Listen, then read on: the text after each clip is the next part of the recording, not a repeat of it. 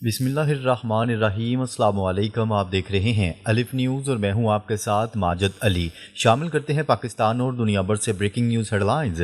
ایران نے موساد کا head quarter اڑا دیا، اسرائیل کی بڑی تباہی۔ ایران نے اسرائیل کے موساد کے ہیڈ کوارٹر کو نشانہ بنا کر مکمل طور پر تباہ کر دیا۔ یہ وہی مرکز تھا جہاں سے ایران کے خلاف آپریشنز کی منصوبہ بندی کی جاتی تھی۔ موساد کے ہیڈ کوارٹر کو اڑانے کی کامیابی سے اسرائیل کی انٹیلیجنس نیٹ ورک کو شدید دھچکا لگا ہے۔ آئرن ڈوم اور تھرڈ ایرو دفاعی نظام بھی اس حملے کو روکنے میں ناکام رہے۔ ایران کی طرف سے مسلسل میزائلوں کی بارش جاری ہے، جسے دیکھ کر لگتا ہے جیسے کوئی فلم یا گیم کا سین ہو۔ اسرائیل اس وقت شدید تباہی کا سامنا کر رہا ہے جس کا اندازہ بھی نہیں لگایا جا سکتا۔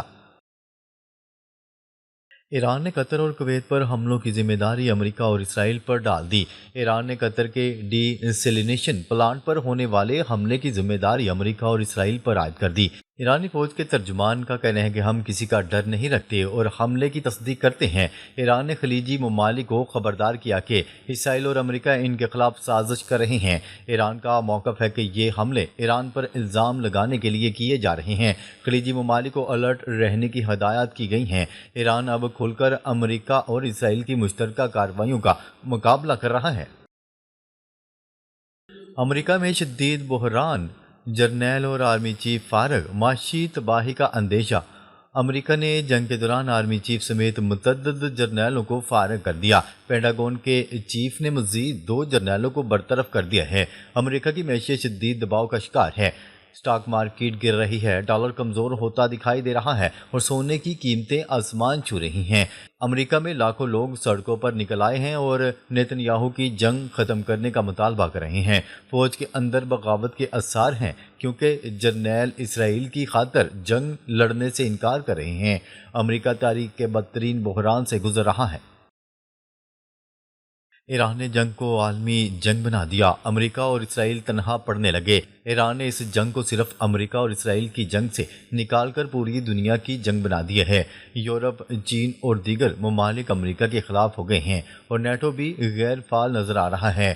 ایران کی چالاکی سے پوری دنیا اس جنگ سے متاثر ہو رہی ہے۔ لوگ اب کھل کر کہہ رہے ہیں کہ یہ جنگ اسرائیل کے کہنے پر لڑی جا رہی ہے۔ امریکہ عالمی سطح پر تنہا پڑتا جا رہا ہے اور دباؤ بڑھتا جا رہا ہے کہ جنگ کو فوراً ختم کیا جائے۔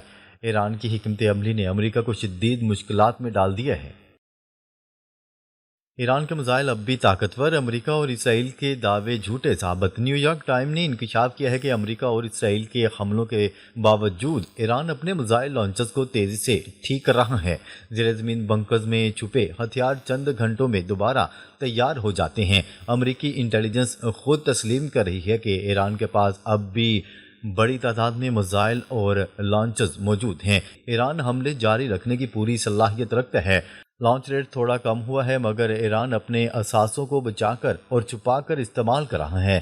اس سے واضح ہے کہ ڈونلڈ ٹرمپ اور اسرائیلی میڈیا کی بڑی فتح والی باتیں غلط تھیں۔ اس سے ایران اب بھی امریکہ اور اسرائیل کو جواب دینے کے لیے مکمل طور پر تیار ہے۔ ایران نے امریکہ کی 48 گھنٹے کی سیز فائر کی پیشکش مسترد کر دی۔ امریکہ نے ایران سے 48 گھنٹے کا سیز فائر مانگا تھا لیکن ایران نے اسے سیدھا انکار کر دیا۔ تہران ٹائمز اور فارس نیوز ایجنسی کا بتانا ہے کہ ایران کا کہنا ہے کہ ہم جواب جنگ کے میدان میں دیں گے۔ ایران نے یہ بھی نہیں بتایا کہ یہ پیشکش کس ملک کے ذریعے آئی تھی۔ ایرانی فوج کا کہنا تھا کہ امریکہ ان کے ہتھیاروں تک پہنچ بھی نہیں سکتا۔ 48 گھنٹے کے اس سیز فائر کی بجائے ایران لگاتار حملے جاری رکھنے کا فیصلہ کر چکا ہے۔ اس سے جنگ اور لمبی کھینچنے کے واضح اشارے مل رہے ہیں۔ پاکستان کے ذریعے سیز فائر کی کوششیں ناکام، بات چیت رک گئی۔ پاکستان کے ذریعے امریکہ اور ایران کے درمیان سیز فائر کروانے کی کوششیں تھم چکی ہیں۔ وال اسٹریٹ جرنل نے رپورٹ کیا ہے کہ ایران نے اسلام آباد میں بات چیت کرنے سے انکار کر دیا۔ ایران امریکہ کے 15 نکاتی مطالبات کو ناقابل قبول سمجھتا ہے۔ جی ڈی وینس کے پاکستان آنے کی خبریں بھی غلط ثابت ہوئیں۔ اب استنبول اور دوحہ کو متبادل جگہ بنانے کی کوششیں کی جا رہی ہیں مگر قطر بھی بڑی ثالثی سے انکار کر رہا ہے۔ پاکستان کے پاس اب اختیارات بہت محدود ہو گئے ہیں۔ جنگ بڑھنے سے پاکستان کو بڑا اقتصادی خطرہ۔ وزیر خارجہ اسحاق ڈار نے سینئر اینکرز کو بریفنگ دیتے ہوئے کہا ہے کہ ایران ابھی جنگ ختم کرنے کو تیار نہیں۔ اگر یہ جنگ پھیلتی ہے تو پاکستان کے سرحدی علاقوں پر خطرہ بڑھ جائے گا اور خلیجی ممالک میں کام کرنے والے پاکستانی مزدوروں پر اثر پڑے گا، جبکہ ریمیٹنس پر بھی بھاری اثر پڑے گا۔ اسحاق ڈار اس صورتحال سے کافی پریشان نظر آئے۔ پاکستان اور سعودی عرب کے درمیان بھی اس معاملے پر بات چیت ہوئی ہے۔ پاکستان کی معیشت کو مزید نقصان سے بچانے کے لیے جنگ جلد ختم ہونے کی ضرورت ہے۔ پاکستان پر مالی دباؤ، متحدہ عرب امارات کو اربوں ڈالر قرض واپسی کا فیصلہ۔ پاکستان نے متحدہ عرب امارات کو قرض واپس کرنے کا فیصلہ کر لیا۔ رپورٹس کے مطابق اس ماہ کے دوران 2 سے 3 ارب ڈالر ادا کیے جائیں گے۔ یہ رقم پہلے ڈپازٹ کے طور پر پاکستان کے پاس موجود تھی۔ حکومت اس قرض پر سود بھی ادا کر رہی تھی۔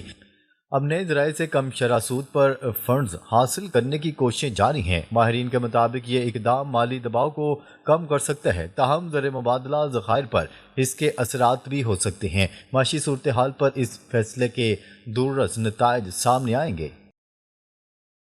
امریکہ کا جدید طیارہ تباہ، ایک پائلٹ لاپتہ ہونے کا دعویٰ۔ امریکہ کا جدید لڑاکا طیارہ مبینہ طور پر ایران کے علاقے میں تباہ ہو گیا۔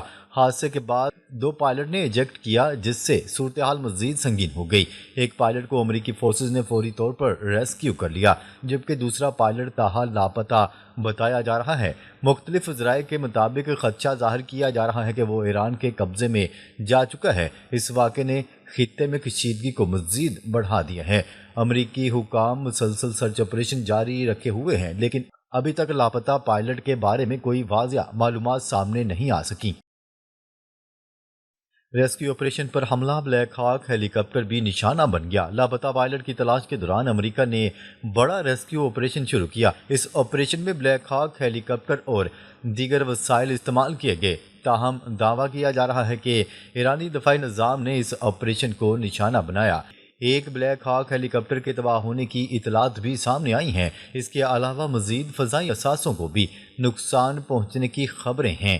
ایسے حالات میں ریسکیو مشن مزید خطرناک بن گیا ہے۔ امریکی فورسز کو شدید مزاحمت کا سامنا کرنا پڑ رہا ہے۔ یہ صورتحال امریکی فوج کے لیے ایک بڑا چیلنج بن چکی ہے۔ ایران کا دفاعی نظام متحرک ہو گیا، کئی امریکی طیارے نشانہ بن گئے۔ رپورٹس کے مطابق ایران نے اپنے ایئر ڈیفنس سسٹم کو مکمل طور پر فعال کر دیا ہے۔